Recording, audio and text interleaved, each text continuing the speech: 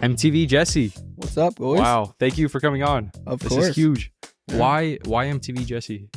That's from kind of like a joke when I was younger. I had an MTV show, and so when I got Instagram, I just called myself MTVJesse, and then show canceled and just never left it. So How was the show? I mean, MTV? yeah, it was in Canada though. It was okay.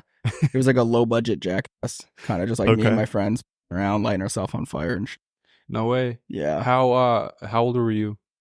Dude, we were honestly just like your classic 15-year-old kids with a camera, and we were just like doing dumb shit because we loved jazz. Mm-hmm. And we filmed it all through high school, and then I think I was like 17 or 18 when we ended up selling it to them.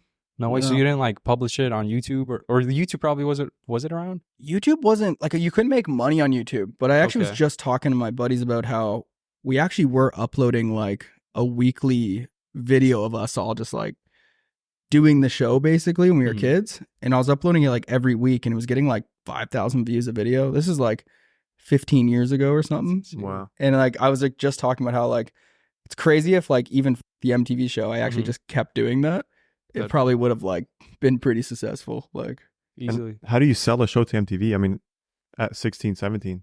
we I mean we were just crazy. We would wait outside the MTV building in Toronto Oh, wow. until we finally met a producer and gave him a legit VHS tape, and then he watched it and then was like, come back here tomorrow, like I'll set a meeting, and then we sold it like the next day. It was crazy. So did you continue filming after you sold it?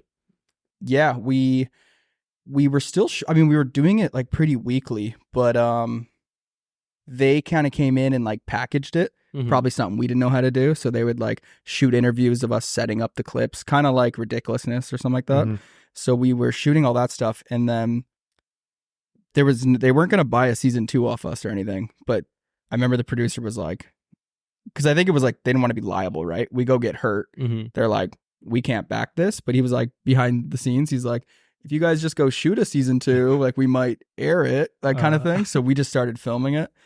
But then something happened with MTV on another show where like someone, like 2 people died from this like crazy accident. Wow. And on another show called Buck Wild. Mhm. And then MTV like completely shut the door on it. They're like, Wow.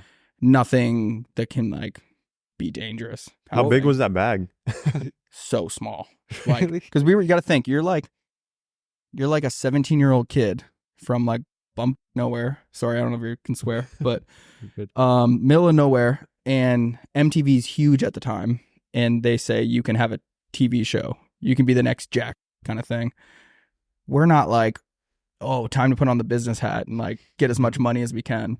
So you got to think we like shot all the footage ourselves. So we were basically producers, like everything. Mhm. And between the 3 of us for a whole season, we got 30 grand a split, which For a is like season. for the whole thing. Like Was if it you- like a check at once that you guys? yeah? I mean, that was one- still probably crazy. Oh, You're like yeah. 16, 17, 30 bands. That's it was a come up. nuts. And are you a local legend, like in town or something? Does everyone know who you are? I mean, yeah, in Canada, it was pretty cool because like I think I was like my last year in high school and was like we were like the kids who had an MTV show and a drinking problem, so we just we would just party like crazy and all that. But it was cool. It was like having a first taste at like fame, like a very Mhm. light amount, because like obviously Canada is like I think the population's the same size as California. You know what I mean? So Yeah. it's pretty small. Did you put that money in a Roth IRA? No, put it into the LCBO in the beer store. That's what I Okay. did. We just went on a bender for a whole year straight. Solid investment vehicle. Honestly, yes, because I met a lot of great people, had some great memories, and what the hell else am I gonna do with 30 grand at 17? Hey, fair enough. Probably buy a home or something. That would have been a good time. Yeah, I know.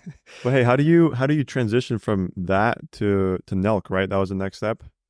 I went through a point in my life where I was trying anything. I was Okay. like, I think as I got a little taste of like something working, I was Mhm. like, and I was always kind of an entrepreneurial kid, and there was like a dozen projects. I was just working like 60, 70 hours a week at like a bar. I did like cleaning to cooking, like anything. I was just taking all the hours and I would just work for like 4 or 5 months straight, live very cheaply and then take that money and go start a new project. So I did like documentary, I tried YouTube shows, I tried everything. And then I randomly met Kyle through a Facebook post, and we went and met in Mississauga and shot a video, and then we just like, hey, this works. And we moved to LA together. How big was Nelk at that point? Was it even Nelk? Yeah, it was Nelk, because the Nelk's like original name was All the People Involved, which I'm gonna butcher, but it was like NELK was like, because they used to do like comedy skits. They were doing some like lecture pranks and stuff. Where's the J in that? Yeah, I don't know. Yeah, there's no J. We never added a J. But yeah, I don't know how big it was. Maybe like 30,000 subs. Oh, so that's But at the small. time, it was like, I didn't know anyone with like any kind of traction on YouTube. You know what I mean? Yeah. So it was like a really cool opportunity. And I remember like me and Kyle were both like,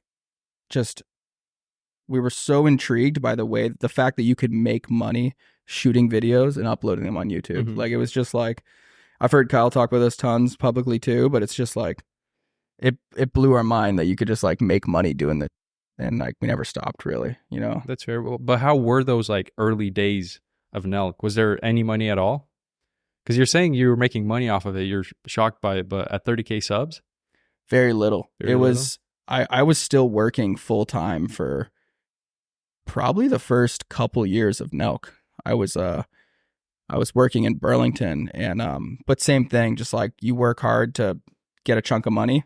Just like when we first went to LA, it was like we both agreed like, hey, let's both go save up $5,000, $6,000 so we can, you know, live in America for 4 months and get a condo and stuff. So we would just work and then go out there and then come back, because I think we also didn't have visas, so we couldn't do the whole like, we could only do like 5 months at a time in America, until that got to a point where it was like just slowed down when you came back home. So we were like, we got to figure this out and just stay out in LA, because I mean, you guys know it just moves quick. Like, yeah. And are you guys boys like right away? Facebook posts and you guys become best friends, or? Yeah, it was pretty. I think it was. I don't want to speak for Kyle, but for me, it was. I grew up in like the country, and I remember like Vine was kind of popping off at the time, and I couldn't relate to anyone else. Everything I wanted to do, no one like wanted to talk about anything to do with the internet and building companies on the internet. And I felt like I was the crazy one. And then I think meeting Kyle opened my eyes to like, we could connect on that. It was like, we both have similar dreams. We both like are obsessed with this dream. So like, it's hard to not become really good friends through that process, you know? So up until what point are you still working a regular job? Like, is there a subscriber count that you guys hit that you were like, okay, I'm done? Was it a financial milestone? I'm trying to think of what like actually, when did it change? Because I remember at a certain point we were making... We do have to interrupt this episode to thank the sponsor, AutoDS. E-commerce is a great way to make money online, and dropshipping allows you to do so with very little startup costs, since you don't have to worry about holding any inventory up front. Now, in the past, the big issue was dealing with long shipping times and untrustworthy suppliers, but AutoDS has got you covered. They can handle the whole back end of your business. You connect them to your store in just a few clicks, and they'll be able to automate your whole order fulfillment process and handle all of that. Their shipping times are pretty solid, and you won't have to deal with scammy suppliers. Now, if you're just starting out, they're also a great place to begin your search for a winning product. You can scroll their winning product section to find real current products that people are selling, the websites that are selling them. You can even see their ads, the whole entire funnel. They actually also just added in a trending products tab that shows you products currently being promoted on TikTok through TikTok Shop, organic content, and paid ads all in one place. AutoDS is your all-in-one solution for e-commerce. Feel free to check them out using the link in the description. And now let's get on with the episode. Because I remember at a certain point we were making... Because we also, like, there was times where it was like we had these twins that were filming with us. Then we had Lucas, like the group changed. But there was definitely a time where there was like 4 of us. And I remember like $4,000 was like a monthly check we got from YouTube. And then when you split that 4 ways and you have to invest it back into the company, it was like still like, yo, we still got to just work to like, you know, afford. But we all just like lived very cheaply to just like keep putting it back into the company. But I mean, dude, it must have been like, I'm probably butchering it, but like first 3, maybe 4 years, I was working still, trying to make it. Yeah. And how are you traveling? All this traveling and still working? Yeah, like it would be like getting a job for a few months, stack it up, and then like go on the road, go do a trip. Like especially for our content, you could like go to Florida for 2 months and stack like 8 videos and go crazy. But I mean, that was like a grind though. We were shooting 3 full videos a week, and it was me and Kyle shooting them, starring in them, and editing them, and like traveling in a car in a motel. Like it was just like go the whole time. It was nuts. So how were you able to scale that? Was there like a couple of videos that just popped off and you guys went in on that particular format? Or how'd you actually like grow? I guess it's consistency. Yeah, it's definitely consistency. I think the thing that we coined was pretending to work at. It was the idea of putting on like, and there's like hundreds of different companies you can do, whether it was like In-N-Out to Target, Walmart, like, yeah, we would just have fans send us like vests and stuff, like employee outfits, and we would just go shoot them. And 90% of the time you're getting kicked out and stuff. So you gotta go find another target. But like, that was our hustle for a while there, is pretending to work at blank and just filling in that spot, banging them out. So it was never really like corporate. It was just boys messing around and trying to make something. Yeah. When did it sort of start transitioning to that? When did you guys hire your first employees and things like that? It was a slow burn. It was we got 905 involved. We had different like editors and shooters that we would start with. It was just really the time consuming of editing that was the big thing. So it was also, once we kind of removed me filming Kyle's shots and Kyle filming mine, once we switched to like, hey, the vlog looks way better if it's someone following us with the camera. It feels like a real show. And I think once we switched to that format, that was like our first big, hey, we have like someone we have to pay for as well. Dude, that's so crazy to think about, that like it was actually you filming Kyle and Kyle filming you. Dude. To like where it is now. But it also worked because like no one's going to know how to film that the best, like better than me and him. Cause like I'm shooting Kyle's shot the way I want Kyle to shoot my shot. Like we understood what we were trying to create together. And yeah, it was the grind. But the one thing with like, before you scale, you are wearing every hat of your business. So you are like, you're physically hands-on with everything you're touching. And I think that's why we were making like gold at the time. It was really good. Were you guys also the ones editing? Yeah. Dude, that's crazy. You're behind the MacBook just going crazy? Yeah. I think, I mean, we would share some of the editing. I was always like the Photoshop guy.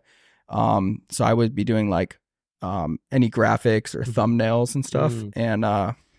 And then sometimes vlog I would cut. And then Kyle was really good at editing the comedy of the prank, for sure. And then we would sometimes oversee that together and do notes. But that was a hard thing to pass on to someone, because like it's one thing to be like, hey, chop this vlog for me, but understanding the tempo of comedy in a prank is like, you can't just give that to any editor. You have to like coach them to understand how to make, because like you could take one thing you shoot, edited 5 different ways, and 4 of the ways it's not funny, but one way it's like hilarious. You know what I mean? It's like there's really an art to it. I've heard it being referred to as comedic timing. Yeah. Like your editor needs to have that comedic timing. Because same thing, I don't want to let go of my videos either because of that. It's like it's tough to find somebody who's good technically and has the comedic timing, you know? Yeah, because it's not just cutting out dead space like a David Dobrik vlog. Like it's like sometimes the pause of like no one saying anything is the funniest part. Like just the reaction of someone, or the like, you know what I mean?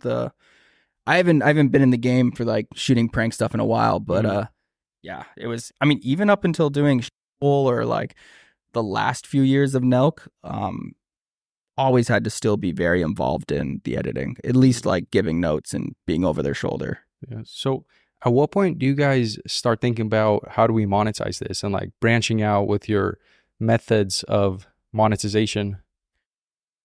Probably around the same time that we were like sitting at like 1 million subscribers. Like we're big, we're getting noticed, we're feeling like successful, but YouTube just didn't pay us. We couldn't monetize our videos because of the kind of R-rated content. It was hard to like get any kind of money out of YouTube, especially when we're hanging out with like FaZe Rug, who says he makes 250 grand a month from AdSense, and you're just like, what? Like our CPM was so bad, it was like 20 cents or something. Like it was like crazy. And I think it was the honesty of telling our fan base that we don't make any money on this, and we're not going to change what we're doing. We know you guys like this format and we like it.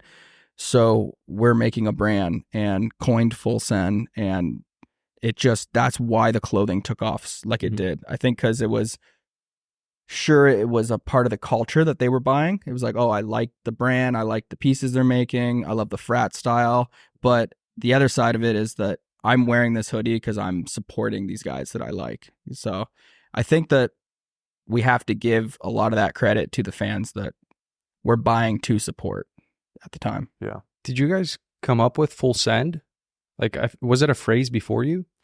I think so it was Kyle's buddy Laurence that I wasn't there, but apparently said it at a party or like said it. It was like Kyle heard it. Yeah, and he was like, and then we started saying send it, and then I know at the same time there was like that guy who like snowmobiles. You ever seen that guy? And he's like, still gonna send it. And he like would like jump a snowmobile. I don't know if that happened like after or before, but it was around the time that like it was all starting to like pop off. And later on in life, like I've obviously Googled it and stuff. I think that Full Send actually came from skiing. And it, unless it's Send It that came from that. But and did you guys trademark it? Oh yeah, yeah. How was that? Like who gave you that advice to do that, or was that your own?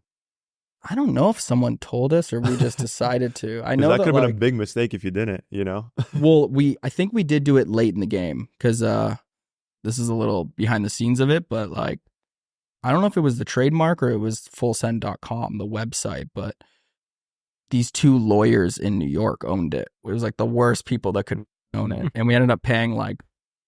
I swear it was like $1 million for this. Like it was, I don't know if it was the trademark. I think it was the website, but yeah, it was nuts. But you didn't want to have like fullsend.co. You needed you need that .com. Even though I would argue nowadays having an Instagram @ is probably more important than having the domain, which is that's true. Like I paid a lot of money buy for that too.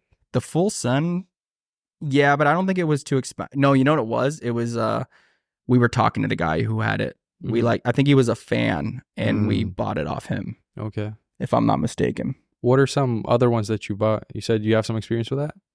Oh, I've bought in tons. I mean, right now even like the @Sunday was pretty wild to get. Bloody Sunday, I paid like 20 racks for, and I'm also just sitting on a load. Like not a lot, but just any cool ats that I think could be a brand one day. Cause like that's kind of when I'm building a new brand, that's kind of where I started at. I look at like trademarks, domains, and ats. And when I find X amount of words that kind of, hey, I could seal the deal on all these, then I'll go to like, what kind of product could this be? What could be the imagery? What could be it's like, because if you start with a name and then a product and then you start building it all out and then you find out that, hey dude, your new sunglass company called Lemons is going to be like $500,000 to lock in everything else. Like you just dug yourself into a hole.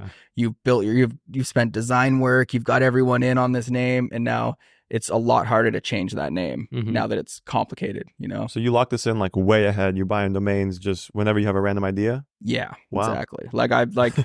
I think that I secured everything for Bloody Sunday probably like 4 years ago. Oh wow. Like, cause I just like always thought the name was sick. I've always been playing around with the word bloody. And I was just like, oh, I'm going to do something with this one day. And then it all kind of falls into place. So speaking of, your creative outlet, I mean, the merch, was that your idea? Is that you're doing with Full Send? No, it was a group effort. Me and Kyle both did it. I was probably the one at the start, designing it and cause I was more on the Photoshop side. But then we very quickly went and got the experts to do it too. So I'm going to butcher his name. It'd be cool to shout him out, but one of Kyle's friends ended up designing one of the first collections we did a great job. He's from Canada. And then we just kind of built it out. But I've always liked overseeing the merchandise side. And especially once we got into like building a sourcing team and hard goods and all the cut and sew stuff, it's I still to this day am like excited about it. So it's my favorite field. Did you guys bring on experts for like the logistics side of things? How did you assemble a team for Full Send? I mean, in the beginning stages of Full Send, it was really just, it was us. It was just us like wearing 10 different hats and trying to figure it out. It's like when it scaled, it really scaled. Like when the money really started coming in, there was a moment there where Nelk went to, 30 employees, like mansion in the hills, crazy overhead, but crazy income. Like it really did happen all at once, signing Steve and like getting more characters in it. And it matched with the subscribers and the views. And it just like was like a rocket ship right around that like 5th year of Nelk. Yeah, that's the thing. It took off so quickly. Like, how were you able to scale just the operation? Did you just hire? Yeah. I mean, I'm sure we made a million mistakes doing it. It was a lot of like, I know a guy that does this, and then hire your friend to do that, and like just testing it out. I mean, there was enough money coming in too where you could afford to make mistakes. That was definitely, I'm sure if we went back and could change the way we did things, it would have been a lot more profitable for sure. But yeah, it all worked out. How big was Full Send? Can you drop some numbers? Say something crazy. I mean, the one thing I've always said, if you want to hear like a crazy number, because I remember being in like this like hotel room and we had a collection drop and we were making $1 million a minute.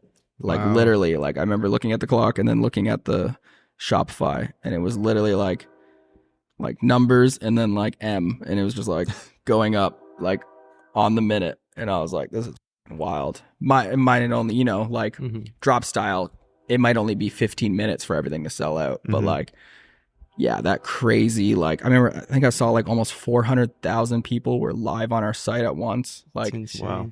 If you like think about that though, like it's crazy, like 400,000 people. Like imagine you opened up a store and 400,000 people were checking out with their credit card, not in line, like they can check out right now. That's insane. We also crash Shopify and everything like every time we do a drop, but I mean, it was crazy. I mean, you guys were big to the point where I think there was a resale market around Full Send. Like people would buy it and then flip it on eBay, right? Oh yeah. We would get orders like that all the time. People buying like 20 units, 30 units of like every size of a certain SKU. Like they were like monitoring which ones would resell the most on. That's probably this guy right here. Did you make money? I bought the beer pong table. There was like 150 of those. Yeah. And it was like $100, I think, right? Yeah. $100. I bought one. Me and the boys, we like hopped in call when the drop happened, and then I copped that. And I think I sold it on eBay for like 400 maybe. Oh yeah. Oh yeah. I could have gave you a cheat sheet of which ones would resell. Yeah. Like I made that's some a great one beer, because like the thing is that logistically, if you look at those, it's inventory is a nightmare. Like I'm thinking about things you don't want to get stuck with, right? If you buy too many quantities. So like a beer pong table is super bulky, expensive to ship, has a higher price tag on us per unit. So we're gonna like clearly buy, in the hundreds of those. But something like a shotgun tool, like we might make 20,000 of those for a drop, because it's like, hey, those are just gonna fill bins, easy to sell, like cost us nothing, like very good margins. But I think there was a lot of people that were like starting to understand the logistics of Full Send and where the hype was, and also even like who in the team was wearing certain product a lot that would create more of a hype for that product, and then being able to like catch the resale on it for sure. So at this peak, how much money are you making?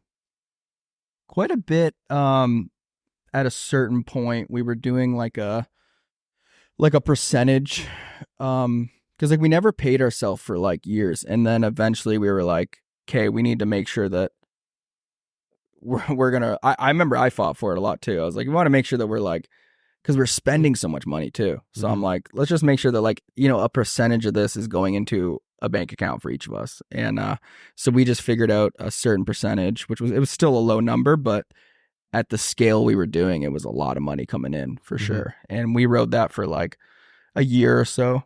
But yeah, we definitely put some money in our pocket. Did you start doing contracts like off rip right when you joined Nelk? Or was this something you did afterwards, like the split and everything? Sorry, say that again. So like you're saying you got a percentage. Did you guys just start doing that once you started full send, or was it from the get-go? Like, yo, I'm joining Nelk, I'm getting this percentage. Oh no, it was like way that? later. Yeah. Way later? Okay. We honestly, it was a lot of it was very like handshake deal between me and Kyle. Wow. Like surprisingly, it wasn't until later on that we like started getting a little more professional with it and being like, we're dealing with a lot of money here. We need to like make sure that this is we're both safe and everyone involved is safe doing it. And so we started setting up deals, and then we started looking at percentages, and probably can't go too deep into that. I don't want to put all their stuff out there, but yeah, it's like you said, it got wild quick. It's especially for me. I mean, I grew up pretty poor. Like, you know what I mean? Like, I didn't have much money. I never had much. So when I saw like certain amount of money and being like, damn, this is a company that we created, like it's wild. Like it was hard. It felt like a video game. It was just like, I bet. Didn't feel real. Like, I remember even showing my dad like a screenshot of my like bank account or the company's bank account, and like he'd still be like, "Oh, I'll believe it when I see it." And I'm like, "It's real, dude. I don't know what to tell you, man." But yeah, my dad took a while to like fully get a grip on what we were doing. It was I'll never forget. We did this pop up in Toronto, and he was still like, "Oh, you're gonna go apply to Dofasco? Like, gonna get a job?" We're like, we got like 1 million followers or whatever it was. And I'm like, "Dad, like this is working. Like, just get on the program." And he came to this pop up, and it was like, I swear, like 10,000 people came to it. It was like we shut the place down. It was like, it was insane. The lineup was like all through the streets. This is in Toronto? This was in Toronto, yeah. And I remember like I could see it on my dad's face. I was like, that he was like, holy. Like, he had to physically see it, I think. It's hard to, like, being an older guy, like, you can't just look at YouTube views and stuff and, like, 1 million subs it. versus 10,000 in line is different. Yeah, isn't that funny? Like, that's why I was bringing up the thing with the credit cards. It's like, when you say 400,000 credit cards live on a site, like, if you think about that as, like, 400,000 people checking out, like, it's, like, it's insane. Like, it's, like, crazy. It still blows me away to wrap my head around it. Yeah. So then you leave. Mm-hmm. How was that? I mean, it was a long process for sure. It was probably like, it definitely was like one of the best decisions I've ever made in my life as well. Just because now looking at my life of just like, I'm super happy, and what I work on every single day is just like, I kind of got everything I wanted. I mean, I have the money to retire and at least feel comfy, but not have to retire working. I mean, I probably work 70 hours a week right now, but everything I'm working on, I have the keys to. I have control of the creative. I just like, it's all coming from my brain. It's awesome. I get to build a new team. I get that fresh start. Like, that was the other thing too. Like, I really love the beginning stages of a company. Like, I don't think I was built to just keep running something that's working. I think also when things get too big, you end up doing a lot of jobs, and you spend a lot of hours of your day doing that you don't actually want to do. You're just managing. Like, there's just so much to manage that you're just keeping the stream coming in, and you have overhead, and then you have income, and it's just like, it's a balancing act every day. And I don't know. It was pretty wild though, for sure. I feel that. Like, I kind of hate that about myself, that I love starting new things because then I don't follow through with things. Yeah. But I completely feel you on that. Was that like the main reason why you left? I mean, there was like a bunch. It was definitely and again, no shade ever to Nelk and the guys. I love them. It's just, for me personally, getting sober, and just not be, I was like very depressed, and I just like, I think a lot of it was about also my surroundings, what I had to do, always traveling, the content being heavily involved in partying and being in that atmosphere. It was there was just too many nights where I was at a club and I felt like I was clocking in. I was like, everyone, the whole team, everyone is having a good time, and I'm like, I feel like I'm roofing a house. Like, you know what I mean? I'm like, this is like, I don't want to be here. I don't want to, like, I don't want to talk to any of these people. I don't want to be drunk. Like, I'm just drinking to make this fun. And it just like was this like, I don't know. But it was hard because then you're also like, you're just reading comments and everyone's being like, dude, you're living the life. Everyone's a dream. And it was like, I think anyone in that position eventually it will not be your dream. You know what I mean? I don't think that was ever my dream to like be partying at that level. Yeah, and you guys didn't start out with party content. You guys were doing just like raw pranks, and then it somehow slowly transitioned into just like videos of everyone drinking. It's also like that was part of the chapter we were in. Like at that age, it wasn't like, hey, partying content's gonna work, so let's become partiers. Like at the time we were like, I mean, I was in my 20s. It's like partying was sick and I loved it. And so it was just literally a part of the culture I was in. And it was just being captured and created to be a Nelk kind of product, you know? And I just outgrew it. That was all that happened. Yeah. Do you have any regrets with leaving Nelk? No. I have no regrets, man. I think it was an insane adventure. It's like a massive chapter in my life that shaped me for who I am and gave me all the knowledge I needed to go on to other ventures. And I'm like just as excited about this chapter as I was for that one. And I don't know. I just feel like the hard part's done. I guess that's talking financially, but I just like, there's definitely a weight off my shoulders. It's like the guy who works 9 to 5 and then retires, you know? It's like, oh, like the house is paid off. There's money in the bank for some food. Like my simple life is secure, but we were just able to do that and feel that way at 30 and then continue being creative, you know?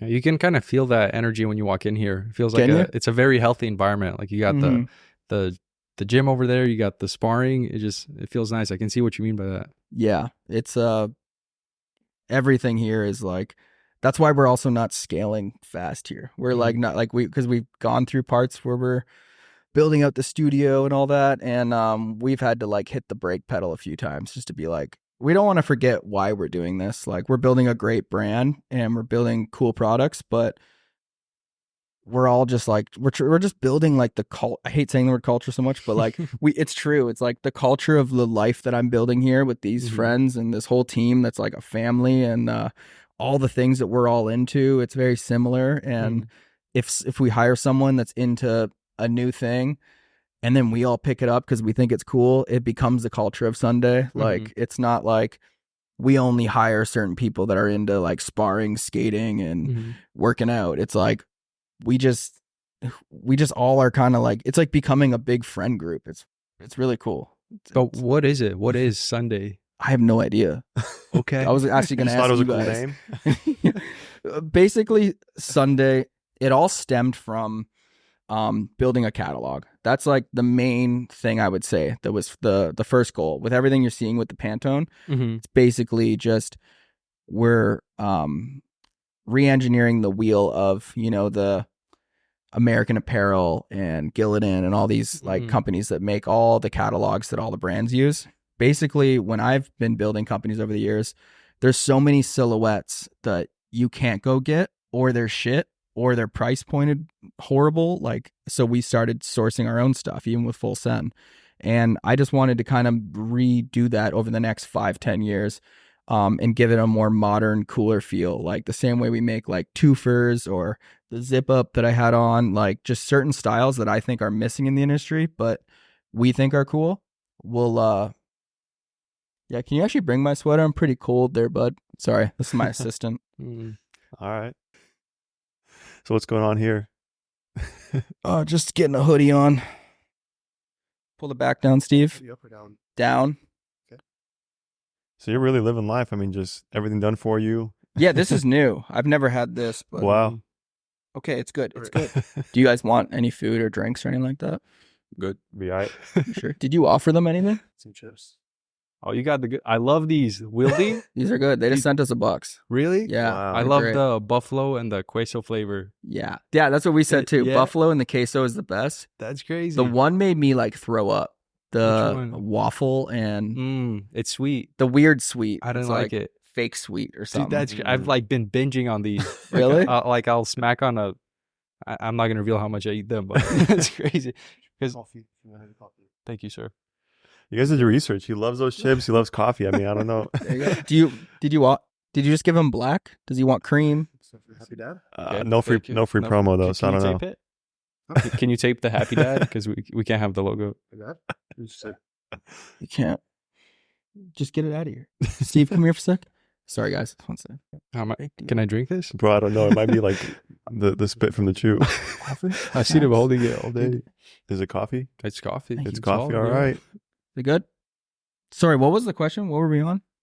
That was Bro, what is Sunday? Is it Sunday? This is Sunday. What you Yeah. just saw is Wow, Sunday. the experience. okay. The So Sunday experience. we have the catalog. That was the main focus that started the whole thing. 'Cause really, I just wanted to make cool product, and this was the best way to do it. So for people that like me, I'm not in the space. So you're Yeah. talking about not like the front end brand, the brand behind the brands in a way. Yeah, Okay. yeah. Basically, So if we want to start merch, we have like the Fruit of the Loom and like the Gildens or whatever. exactly. Or we could also go to Sunday and create something much better. Yeah, and it's not Okay. open to the public yet because we're just like building it out. But basically, one day it would be Okay. like you go to the Justin Biebers of the world, or an artist, or you guys, or someone, and like they're like, "Hey, we really like the blanks that they use. We love the Okay. products that they use." And then we would give them a catalog that would have unit costs, minimum order, all the information you need, and then you basically can just shop on there and design your collection, but not be limited to the SKUs that are out there. Mhm. That's pretty Okay. much the idea. But and then so the thing that's different is when we add a new SKU to the catalog, we drop it in a limited amount and in the Sunday Pantone, and then never drop it again. So it's kind of like, I thought it was the coolest way to give everything. I want to give everything purpose. So it was like the idea of you could own a piece of history. So say like 10 years from now, the twofer that we made becomes massively popular. All these like rappers, every brand, Stussy, like everyone's using this twofer from one of our blanks. But imagine 10 years ago, you were the kid that bought one of the 100 first Sunday green twofers. It's And almost like Is that dropped under Sunday or like Bloody Sunday? Is that there's a Bloody difference? Sunday. So it's a Sunday product, but everything, our boutique, our online store is bloodysunday.com. Okay. And then so Bloody Sunday is our streetwear brand. So it Okay. uses the blanks from Sunday. Okay. It's kind of like testing it to show how you would use the Yeah. catalog. And then we do a drop every month. Okay. And then that has freedom to do whatever it wants with design and anything you want to do. Okay. Cool. What's the legal side of naming your company Sunday? Because I know are you familiar with Sunday BMX? Oh yeah, Sunday Yeah, bikes. So when I heard you say Sunday, you're launching Sunday, I was like, what are they going to think about that? Well, that was also the reason of coining the color, because which is like our very first T-shirt we ever dropped says a trademark. It was basically the idea of like, the meaning behind it is the amount of times you have a creative idea you want to do, and then you can't do it, or it's halted because of a trademark. And I just Mhm. think that that's so stupid. It's like, just if you want to do something, just do it. And I obviously can't go get the trademark for Sunday. So we were like, well, where if it's kind of funny, we could get the trademark Yadness, which is Sunday backwards. So if you actually look on Okay. all the Sunday product, they all have tags that have Yadness on the back. Okay. But basically the goal was that people would just see the color of the garment and go, oh, that's a Sunday shirt. Because the only thing that's actually the trademarks for is Sunday being written on a shirt. Mm-hmm. So it was like creating a brand through a color and not a name, if that makes sense. You see it and you think it, Yeah. but you don't, it's not on it. So you guys don't drop any other colors? And for Bloody Sunday, we do, but not for Sunday. Mhm. Oh, Everything okay. Sunday is just in the Pantone. Wow. It's kind of like Tiffany Blue, huh? Exactly. That's the whole Yeah. concept. There's a few companies that have like touched on this, but Mhm. It's very confusing. Like I made the company confusing, and it was horrible to try to market this at first. Everyone was just like, "You're an idiot," and I'm probably am, but I'm like, now that it's like slowly working and everyone's understanding it, it's like starting to pay off now, and it's really cool just to see that it's like working. Like people are understanding like the power of like, oh, I actually want to get, like, we dropped rolling trays. It's like, I want the Sunday rolling tray. There might only be 100 of these ever. Like, you know what I mean? So it's pretty cool. You guys are also getting into production, right? I've seen you post the show First and Last. Is that like something you're going to be working on? Something similar to like Jubilee? Yeah, probably not as... There's a lot of networks on YouTube like Jubilee that in my eyes are like kind of cringy. Like it's like... There's so many ways to make a network, and Sundays, obviously the broad goal of is to make a network with it. But even that, like, we've tested the First and Last show. We did another show. We piloted it called What's in Your Closet. We piloted a show called Billy Buck, which was an animation series. We're playing around with like, what are all the kind of shows we'd want to do, and pretty much all of that has been put to the back burner a bit, just because building a network is super expensive for one, but also it's you have to be in for the long haul. You have to like give it time and be consistent with like a variety of shows for it to one day pay off and blow up and attach sponsors and bring in a lot of revenue to pay for itself. And I think that I really want to focus on the catalog, the brands, the studio, the venture studio, and bring back the Sunday show, which is what we're working on right now. Because we used to do this weekly Sunday show that was basically just behind the scenes of everything we're doing here and the characters involved. And you know, we're not getting millions of views, but there was an audience for that. It was almost like a UFC embedded series of, but on a streetwear brand. You know what I mean? Just like the rawness of like good or bad of what happens here at Sunday. Like if we fail at something, people are going to see it. If we win, they're going to see it. It's just like very relatable to any other entrepreneur or like creative kid that's like, whoa, I could do this. You know what I mean? I'm failing. I'm trying to figure this out. Like they're seeing us figure it out. Like nothing we do here is like polished, if that makes sense. I don't want to just show them the Lamborghinis and the money coming in and the amount of people on our site. It's like, no, we're going to show you that this pilot costs 18 grand and flopped. Like it's like that's the reality of running a business. You know what I mean? Are you personally funding all of this? Yeah. I put X amount of money in. Obviously I got a pretty big chunk of money when I sold Full Send, and just saved up my own money. But yeah, I put X amount in and invested a lot to be good for myself. But we're actually like very close to being profitable now, which took some time. I mean, the first year was rocky, but I mean, dude, it's just been, it's not like it's like skyrocketing, and that's not the goal anyways. It's really just to be at a point where we're not burning money, we're not losing money, and we can keep the train going. But like, I think I look at every project, every SKU, every product we're doing as just like little lottery tickets. So if I can get to a point where we're just not burning any money and we're breaking even, those lottery tickets are going to pay off. You know what I mean? Like they'll crack one day, and it's just like, oh, now we have extra money to go jump on. Let's bring back the media department. Let's launch some more shows. Let's like, you know what I mean? Just slowly. That's honestly impressive, because this is a pretty big operation. Like this is a giant warehouse. You got a ton of people. So to even be close to breaking even, like you're doing something right. Dude, thank you. Yeah. I know, dude, I'm so jaded because of the like being with Full Send and Nelk and running that. I've seen such success and such massive numbers that sometimes I'm hard on myself while running this company, which I have to remind myself is a startup. And when I was going through that phase of like figuring it out, and like even if your overhead's 100 grand, it's like in your first year trying to make 100 grand a month is hard. Like, and I was like very hard on myself to be like, I need to be able to figure this out. And now we're at a point where we're like doing that, and it's just like, it's pretty cool. Like I'm pretty stoked on it, but don't scale too quick. That's my whole thing. Just scale when you're ready. You got to get the right systems in place and whatnot. Yeah. And You then also got to make sure to cut you off. I think it's like figuring out what you are trying to do here. That was like big for me. Like you could burn a lot of money on a bad idea. You know what I mean?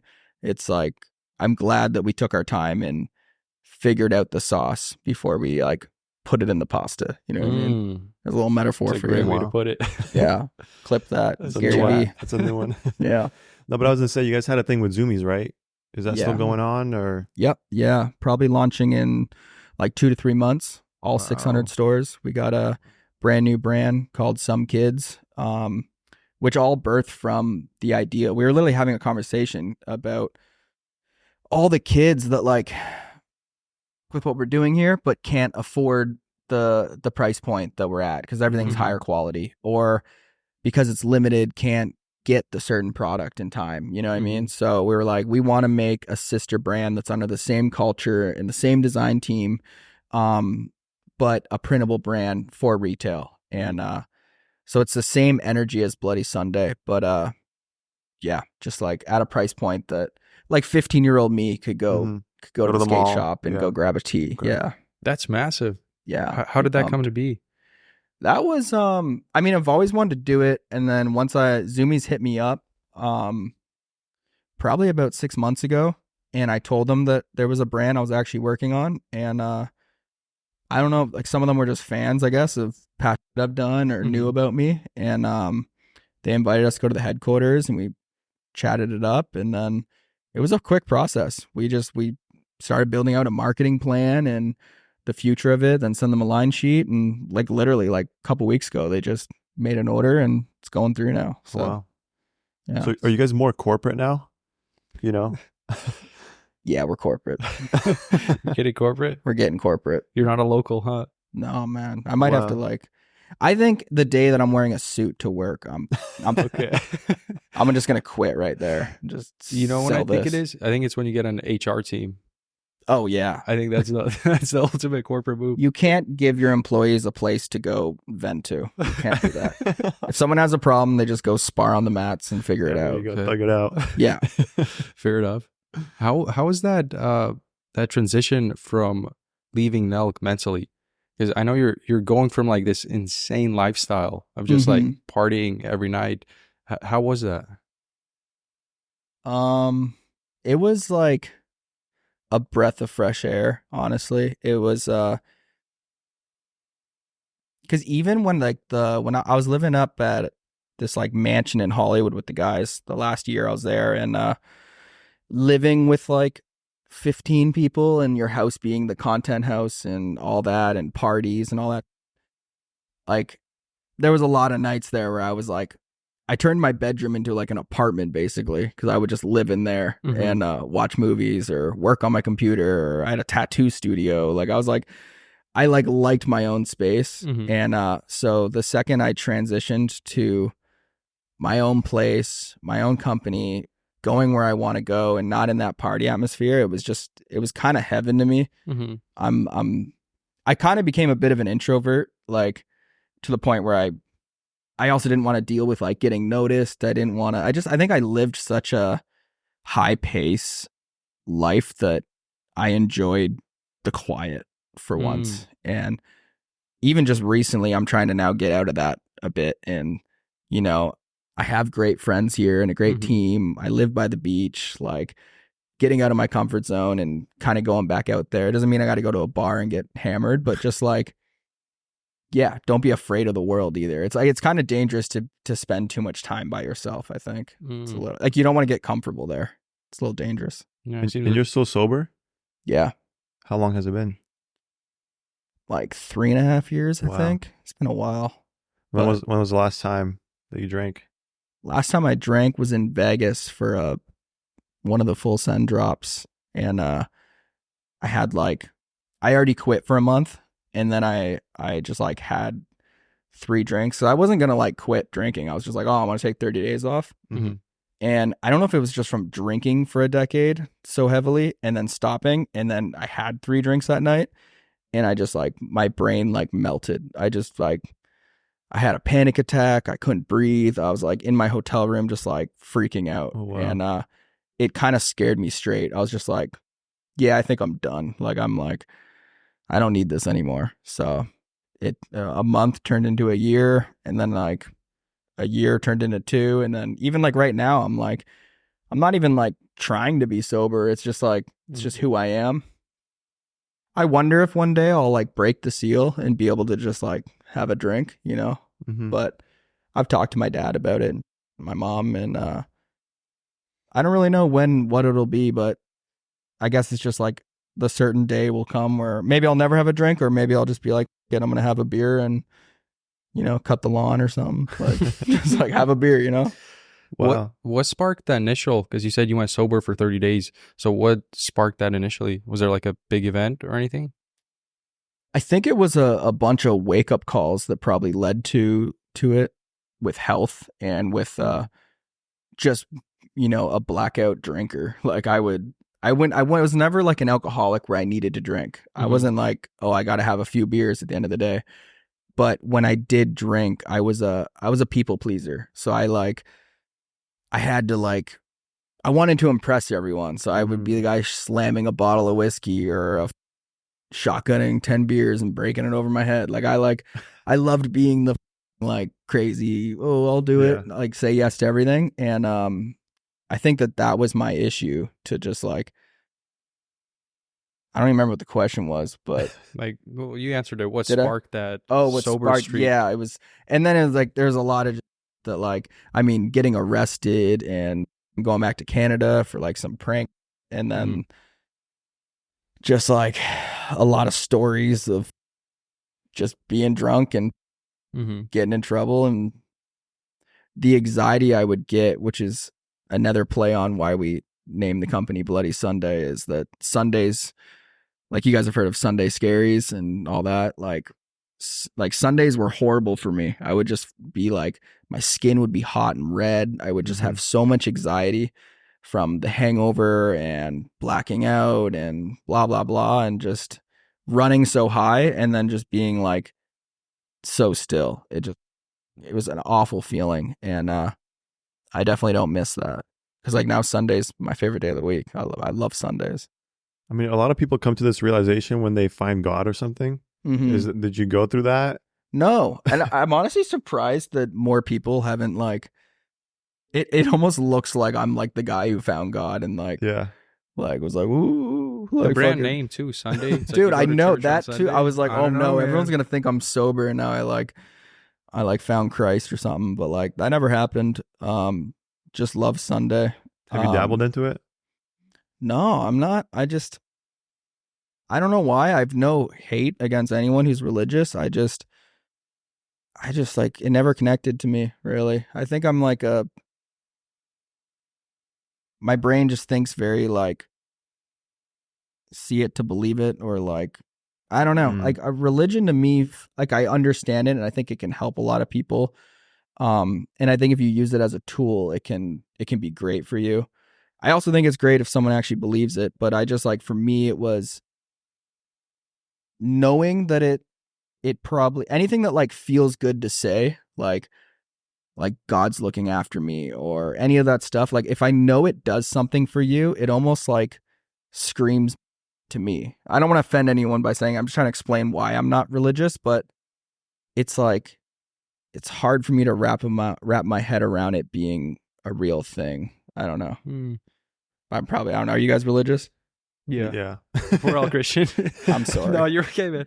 But yeah, I don't, maybe you guys could sell me on it. I just like, it was always hard. I have a lot of staff here that are religious, and we've had long late night talks about it, just to like, because anyone I know that's like you guys, like just like smart, you guys have logic, you guys know what's up. It's like I'm like, try to understand someone else's point of view of like why they believe it, and like thinking that it also could help trigger me understanding it. You know what I mean? Because like I just think that doesn't happen for me to understand religion. But I mean, I find people that are curious are more open to it, you know. So it's like, do you ever just think what's out, like what happens when we die, you know? See, like that's the thing. I'm negative with that. Like again, my brain goes to like logicalness, even though it doesn't sound good, but like I'm like a computer and it shuts off and it goes dark, but you also like the computer's off, so it doesn't know it's dark. It's not sad. It's not depressing. It's just, it shuts off. But it sounds a lot better, and maybe it would make me happier if I just believed that something more positive happens. But I don't know. Yeah, I don't know if it's possible to sell someone on God. I feel like it's something you just got to go out and like experience and like try to pursue yourself. You know, that's why I'm not like a never say never guy. I'm not like against it. I just, maybe the same way my life changed in the last few years, like the right thing will happen, or like the right person will say the right thing at the right time that makes me go, oh, you know what? Like that makes sense to me now. Like, or, you know. And you already have the brand, so it would work out perfectly. Yeah, maybe it would grab a whole other audience, other media. Now, when you were talking about like the lifestyle of just the constant drinking and blacking out, what came to mind was Steve Will Do It. Like I remember seeing some of his early stuff, and he's like, "Is that stuff real? Just like a whole like 2-liter bottle of Absolute?" Oh yeah, all real. But he was a professional. What does that mean? So he would order like 3 meat only Chipotle orders, and then like a jug of water, and he would like eat all the meat and then drink all the water, shoot a video like chugging a 2-liter or whatever it was, and then throw it all up. And then go eat more Chipotle meat and more water. And it was like the safest way to like pull that off and not die. But kind of some of those videos he was playing with fire for sure. That's insane. It was crazy. Yeah. It was nuts. When we took him to the Clout House, and you know, it's like took him to a few parties. It's like Logan Paul to Mr. Beast to Bryce Hall to like all these big creators were there. And I remember like he grew to like 1 million subscribers or followers in like a month. It was crazy because you like couldn't believe what you were witnessing. Yeah. It was crazy. You would just sit there, put 2 straws in a whiskey bottle, and it would just delete. Yeah. It was literally like when you're emptying your recycle bin on the computer. Like you just look at it and it would just like somehow delete into his body. You're like, what? It's like those homies chugging the water super fast. Just like, yeah.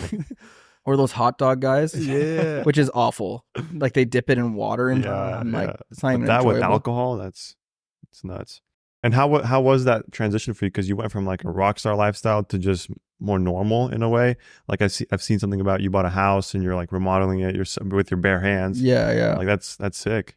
Yeah. I mean, nothing changed. It wasn't like I changed my lifestyle. It's like that's always who I was and who I want to be, and it's what I enjoyed. I mean, even when I was living in the mansion in the hills, it's the reason why my room looked like an apartment. Like I like painted and drywalled, and like I always like even right now with my house, sure, I could go get a contractor to just make it look beautiful, but even when I walk by my bedroom or my bathroom or anything I just finished, like it just makes you happy being like, oh, I remember that week and I was listening to that album and I painted all this and stripped all this paint, and like, just like real world experiences they're so valuable. Like they're like, I don't know. I guess everyone's different. To me, like they make me super happy. Like the simple things for sure. How's that remodel coming along? It's coming. My problem is that I'll scratch a cupboard and be like, oh, this paint comes off pretty good. And then all of a sudden I've opened up 3 weeks of work that I got to do. And like, you know, running a whole company, doing fitness, doing MMA, skating, trying to have a whole life. And then on top of it, like renovating a house sometimes gets a little hectic, but that's my biggest problem. I just bite off more than I can chew all the time. I'm just too interested in everything. Yeah. I've heard you talk about like the importance of having normal experiences before, and that's there's a lot of beauty in that. Yeah, like, I've started to realize that too. I used to always be like, oh, I got to optimize my time perfectly. I got to, you know, be super productive. But I've had a similar thing recently where like I built a gazebo in my backyard with my dad, cool. And it was like just such a beautiful experience, and it's so fulfilling. And you're gonna have that memory with your dad forever, like forever. And when you see the deck, you're gonna think of him and think of that time. Like it's so true. Like, I don't know if you can relate to this, but when you become the person that's like, especially when you're not drinking, but like every minute of your time is used to better your future or to push the needle forward, there's something with like also learning how to do something that's not the most benefit for your time, but it's a real life experience that's important too. Like it's like I remember like the other day I was gonna walk my dog to the beach and then just go sit at the beach for like 20 minutes. But my brain just kept being like, why would you do that? Like, what are you gonna get done? Like, what's the purpose of doing that? But like, I'm just trying to learn that like going to the beach with your dog and sitting there isn't a moment that you would love, and you have to look at that as like checking things off the list too.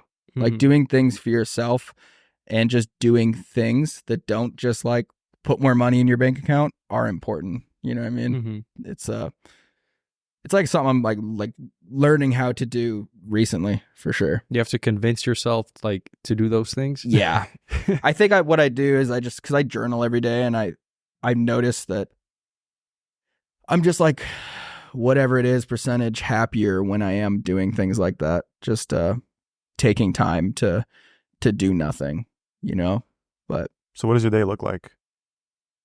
my day, most of the time wake up at 5 to 6 a.m. Oh, really? That's early. Yeah, I'm on a really good sleep You're locked schedule this in. past year. I've just Wow. been pretty good with that. But right off the bat, I have these little dishes that I put all my like vitamins in. Okay. So I grab that, I make a coffee, and then I go on my treadmill, put it to incline for 2 hours till I burn 1,000 calories. Like that's kind of my thing I do every Wow. morning. And I'll pack a chew while on the treadmill. It's Okay. probably horrible, but I look Balance it forward to out. it. Yeah, it like makes me want to do it. And and I'll like that's like my main time. I'll watch like YouTube or write notes. I have like a little iPad, Mhm. and then I run a mile. I do that every single day. And then shower up, and I'll head to the office probably around like 9:30, 10. No And, way. That's an insane morning routine. Yeah, I do it like every it. single day. That's cool. No, I mean it's sick, but it's like how you can do this consistently. Dude, it's like a year and a half now. I haven't missed a Wow. day. Like, How do you wake up so early? I mean, the key is definitely just to like not being around a phone or anything after like 9, so that Okay. I can like be sleeping between 8 to 10 every Wow. night. Like I have to just make sure I fall asleep, because I used to have like a horrible sleep schedule back in the day. Like I was the creative night owl. Like, Mm-hmm. but I think that I'm happier being awake with the sun. It's definitely it's just a better routine. But yeah. Wow. That's impressive. So you like toss your phone or something, or charge it somewhere Yeah, else? Or? I always charge my phone. I like my bedroom. I try to have like no TV, no phone, nothing. Okay. Light a candle, and like if I go to my room, it's like I don't read much, but that's what I would do if I was to stay up. But if Mhm. not, it's like you just go in there and you just go to sleep. What's And- been the biggest like health improvement that's had the biggest impact on your life?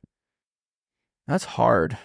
I really push for people to try the 1 mile a day, Really? because I was never a runner, and I was the person who had like bad knees from skating. Like anyone who makes 100 excuses to why they couldn't run a mile, Mhm. but I mean, my first mile I ran was like 13 minutes. It was like horrible, but like, I really think that no matter what, just like running that mile puts you into that mode of like no excuses. Mm-hmm. But I really think it's just a checklist. Like if you create anything and start really small, it was as soon as I started making rules I have to do every day that I built like, it just changed my habits, but it changed who I am physically. Like it was like, I'm now a guy who works out every morning, runs a mile, takes a cold shower, like goes to work, works till X amount of time. Like I have so much structure in my life that it just created me into the person I wanted to be. Mhm. And you could literally like anyone could go get a pen and paper and write down who they want to be, and then make a very believable thing you can do every day. Like don't make it hard. Like even when I first started this, I wrote 2.5 miles every day. That's tough. Did it for a week, and it was like, I don't want to do this now. But like just make it very attainable, and then just do it. And like even if it's only one thing, and then after 2 months add one more thing, you know, that you think you can handle. Like I don't know, that'd be my biggest advice for health. Are you training for anything? Like, are we going to see a MMA debut? Are you doing any races? I was going to do I was going to do what's it called? Like backyard beefs or like those. You ever see those like squabbles and like bare knuckle? not No. bare knuckle. It was like it'll be randomly in the desert or something, and they're just like they put like plywood in an octagon, and then It's like you a just, show. It's like a YouTube channel, and you just show up. They like have a little scale, and they find someone wow. else there that's around your weight, and then you go, do you want to do boxing? You want to do MMA? You like set the rules, and then you just fight 3 rounds. And Wow. I've talked to the guys. I think it was Street Beefs I was talking to, but I wanted to shoot a Sunday episode where we all like go out to Nevada and just like get a fight, like That'd be just for crazy. fun, just for the experience. I've never done a actual like reffed fight before. Mhm. But Have you done any street fights? yeah, yeah. When I was younger, I got in a lot of fights, but I was a horrible fighter. Like and now that I've like, I'm a few years into MMA, it's like looking back, I think there's like a clip of me in 905 like boxing, and it's like it's ridiculous. Like my head's down, I'm not looking, I'm not stepping with any punches. Like I was like, it's like everyone should just do like a week of MMA to just learn like the basics, Mhm. just so you know how to like protect yourself a little bit, Did you hire like a coach or something? Yeah. Okay. Mhm. I had my buddy Tommy Aaron. He's an MMA fighter out of like LFA and like some kind of like feeders for the UFC. And we randomly met, and then he was my coach. Like I was doing like 5 days a week with him for a long time. Oh, wow. And now I'm more just like, I feel like I've learned enough to be able to like train on a bag and just spar on Fridays with Tyler and a few of the guys Mm-hmm. that I can like still have a love for the sport and enjoy it, but without set coach days and all that, which I might get back into, but it's just, again, I'm juggling so much, it's hard to do it all. What are you spending your money on? Like, are you doing any investing or anything like that? Yeah, I got a very sizable chunk invested with Charles Schwab, and I did that whole route, and like a personal brokerage, or Yeah. they're investing it for you. oh no, sorry, they're investing for me. Okay. Yeah. And I mean, I'm very bad at all the logistics of it, but it seems pretty safe. I mean, I just talk to them once a month, and they love me because besides my business, I don't really spend money on anything. Mhm. So I don't really have any interest in cars and jewelry and anything like that.